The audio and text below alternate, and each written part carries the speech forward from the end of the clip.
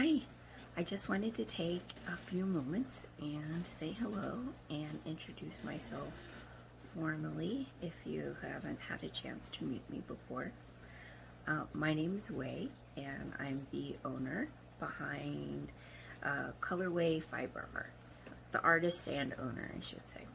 I'm a classically trained artist, and I have also worked for over 10 years as a museum quality framer. So I've been working with color and design in various forms in my life, as well as being a mixed media artist and graphic designer. I've designed some logos and things locally as well. I was a yarn shop owner for 6 years, and in that time I also became a teacher, and I've written some patterns, and even though I've retired from the yarn shop, I'm still teaching from my home. Right now we're having socially distanced private lessons. As the winter approaches, things will obviously change. But that's me in a nutshell. I really enjoy combining colors, and I will find my inspiration from the colors that I see around me in nature and in art. When I see different shades of green playing with each other, you'll see I'll put them together in colorways. So I'm always looking at colors, I'm always combining colors, I'm always seeing possibilities and everything. So I hope that as you have a moment, if you take some time and browse the website, that you will be inspired, and that if you have any questions at all, please don't hesitate to reach out and ask. I also do custom dye jobs for people, and any colorway excuse me, that you see on the website, I can dye on any base that I carry.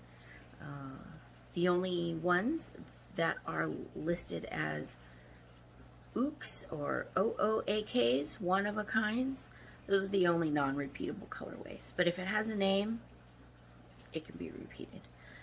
So if you see something is out of stock, that just means I physically don't have those ready to ship out immediately. But I'm always happy to dye to order. I also offer free shipping over $75, so that's your standard 3 skeins of sock weight yarn. So keep that in mind when you're looking at your shopping carts. I also have my zebra fingering weight yarn. Those colors and varieties, those are all 25% off right now. So feel free to take a look and see if maybe any of those might interest you. So thank you for joining us for the Alpaca Festival today, and I'm gonna throw up some beautiful photographs and some finished objects and projects, and then the rest of my time I will be live posting links to my exclusive colorways. What would that be? Well, since I'm ad-libbing this, as you all know, today is Halloween, and Halloween also happens to be my wedding anniversary. You got married on Halloween. Why? Well, there are a couple reasons why. My husband and I have always enjoyed going out on Halloween as opposed to attending parties or answering the door, and it just seemed like a natural thing for us to make it our date night, Halloween night. My husband's memory is also very bad, so there's no way you can forget that your anniversary is on Halloween. When you see children in costumes, that should mean we're going out to dinner or something, right? Well, way back when I used to be a part of another yarn company as the dyer, I had a colorway called Halloween Wedding, and it was purple and golden colors. And after this video, I will be posting the links to the 10-year anniversary of Halloween Wedding. I hope you guys enjoy it. So 10 years, that means it's my 10-year anniversary today. So hopefully you guys help me celebrate today and enjoy the rest of the show. Go check out the other vendors. There's so much talent here, and I hope you guys have a really fantastic afternoon. All right, have fun. Bye.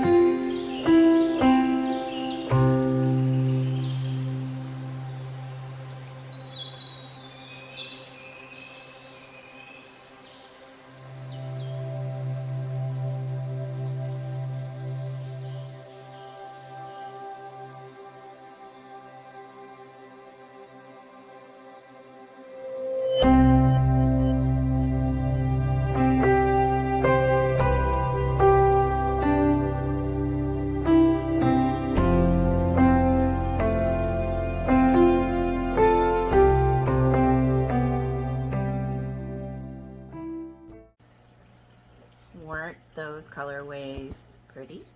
And I hope you enjoyed the Halloween Wedding colorway based off of my beautiful wedding dress that was designed by Jill Andrews of Jill Andrews Designs, who is a wonderful, wonderful dressmaker and artist in Baltimore, Maryland, down in Hampton. So she's local as well.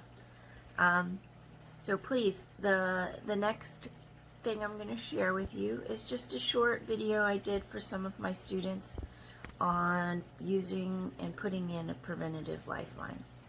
I hope you guys enjoy the show today and you have a chance to check out all the other vendors.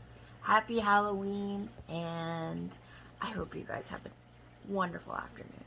Thank you. Hi guys, welcome back. We're going to be talking about preventative lifelines really quick and how to put one in. This is a good trick, good tip for a little extra safety, a little extra peace of mind in your knitting. So let's get to it. First thing you're going to want to do is going to get yourself a darning needle, okay? And I got one with a contrasting colored yarn, so my knitting is in blue. My lifeline will be in hot pink, okay? I'm only going to show you for a small portion of the stitches as an example, but your lifeline is going to run across all the stitches on your needle. Okay. There's two ways you can do this. If you like, you can work with your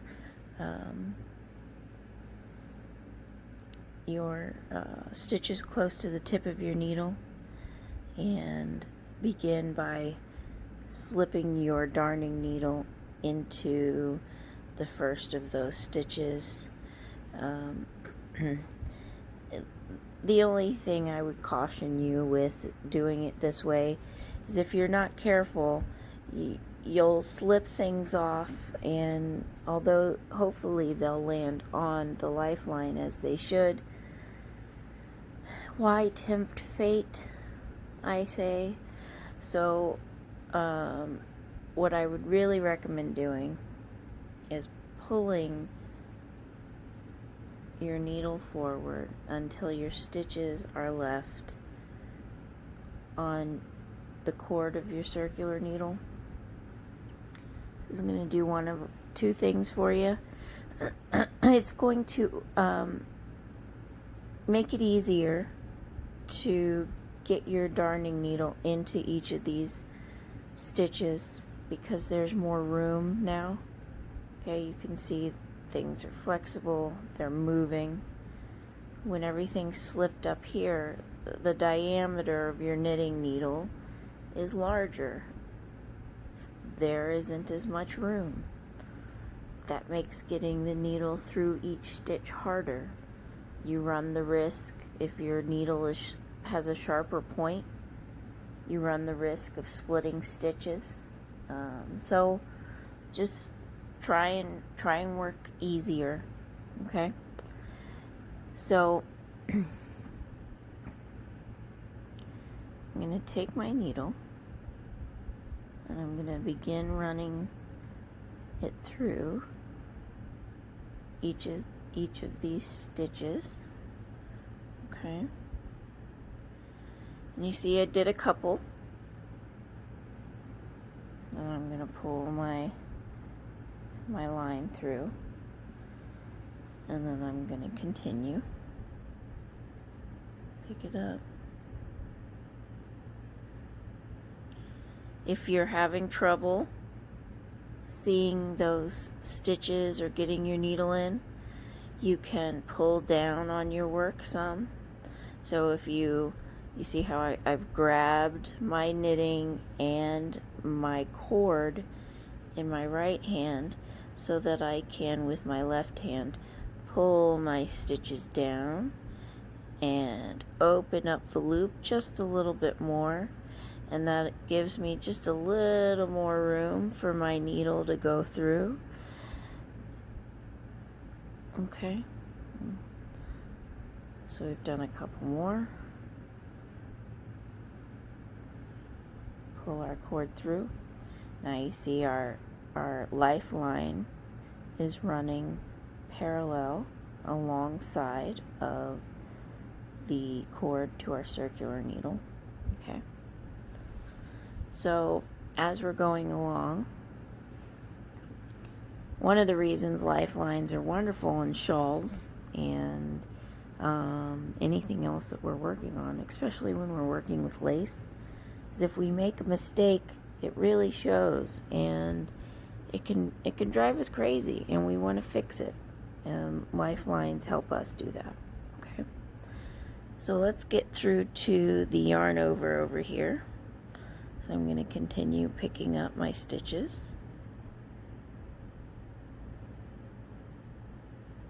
And I'm just being deliberate. I'm not rushing. Okay. Here we go. There. Okay. So, yes, I just went through one of the details of the shawl. But if, like I said, if we follow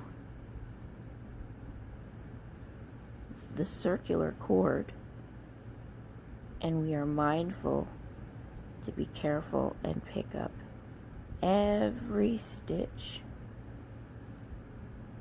on that cord, okay, we would eventually run all the way through all the knitting, and that line, as you continue to work, okay, as you keep knitting, your cord and your needles will keep moving on up, but this little pink string is just going to keep living here on this particular row.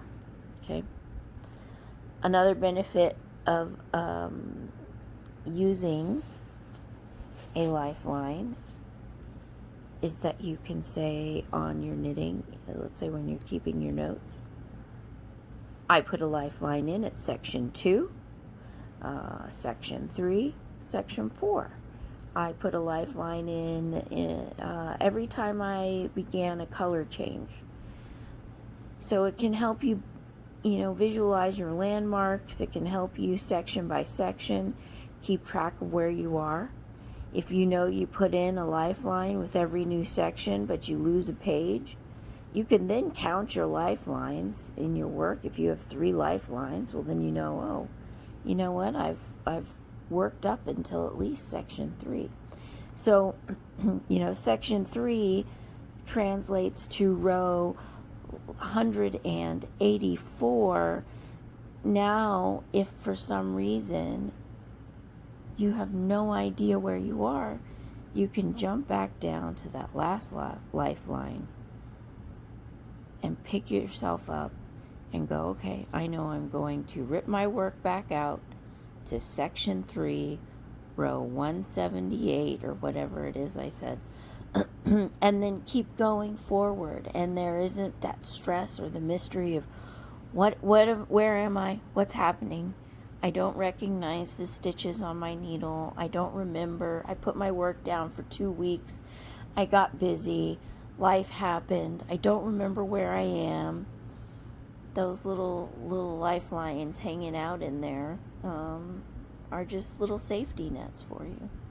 Okay? So hopefully that helped. I know the last bit of this was just 2 minutes of staring at knitting, but not doing anything. But again, hopefully this helped you guys. And if you have any questions or if there's anything specific you want to see, let me know. Okay, thanks. Have a good night. Well, I hope you found that helpful. That was, again, a video I had put together for some of my students as we were working on the Lava Lake shawl.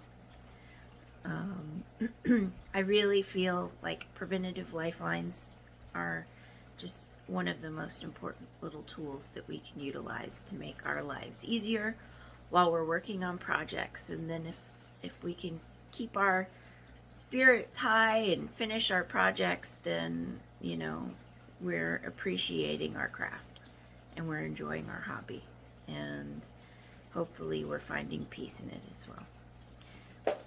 Thank you guys for joining me. If you stayed for the whole video, I appreciate you, and I can't thank you enough. And don't forget, check out the other vendors. Go see what all these other wonderful artists have to offer, and thank you so much.